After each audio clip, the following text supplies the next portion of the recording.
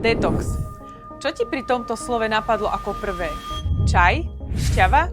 7-dňová hladovka? Poďme si to rozobrať trochu inak. Ako biochemický proces pečenie. Kým pod slovom detox z pohľadu marketingu chápeme odriekanie si jedla, cukru, alkoholu alebo rôznych prvkov potravy, vec, že v skutočnosti detox a s ním spojený toxín je konkrétna chemická zlúčenina, ktorá narúša biochemické procesy v tele. Toxín môže blokovať enzymy, meniť hormonálne signály, poškodzovať bunky alebo DNA. Takýto toxín sa nedá z tela vyplaviť, kým má rovnakú chemickú štruktúru. Preto detox, ako ho poznáme, nie je preplach. Takto chémia toxínov nefunguje. Tvoje telo musí toxín chemicky upraviť, aby ho vedelo bezpečne vylúčiť. A túto prácu robí pečeň.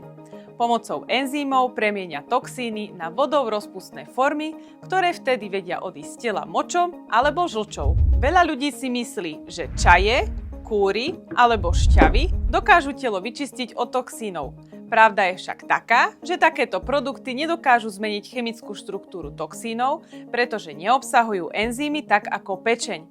Môžu ti však pomôcť hydratáciou alebo trávením, ale samotná práca stále zostáva na pečení. Skutočný detox nie je kúra na pár dní.